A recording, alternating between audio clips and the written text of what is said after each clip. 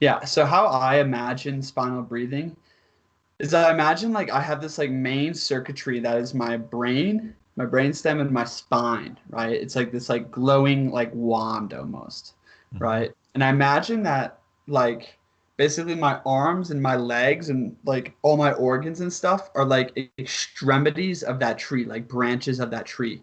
Like the trunk is your spine and your brain, right? Yeah. And what I do is I imagine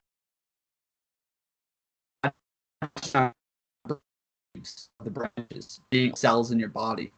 So it's almost like your legs are literally the nervous system connects deeply into the legs, but it comes from the spine. Like the spine branches off into the legs through the nervous system. The spine branches off right through the cervical lumbar, right here, right through the cervical vertebrae, down into your hands, right? So like the spine is like the main like trunk of the tree, and everything else is literally just hanging off of it through the nervous system. Like the organs, the spine manifested first, and then like the lungs were created. The nervous system branches off into the lungs, and then it branches off into the kidneys, and then it branches off into the lower organs. It's almost like everything is this manifestation outward from the spine per se, which is really interesting. So what we're doing is we're taking that idea and breathing through it. So we're breathing everything back into the spine and then exhaling and let the spine charge up, right? And then breathing through our whole body into the spine, exhaling and letting the spine shine through our body, basically. And doing this is like, it's a really powerful practice. One way that I kind of discovered this practice and why I started doing it was getting into cold water. I'd get into like this freezing stream right by my house, right?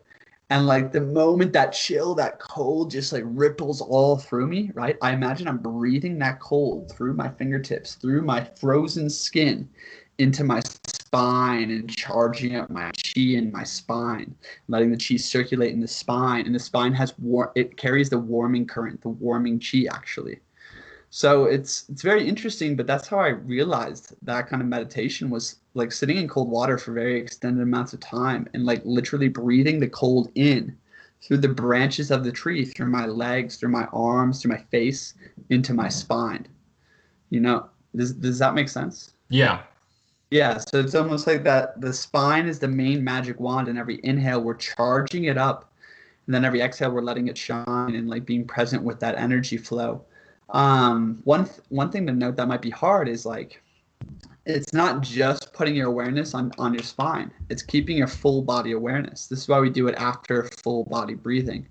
Because like we're supposed to be tapped into the whole being, the whole body that we're breathing through into its center pole, which is the spine per se.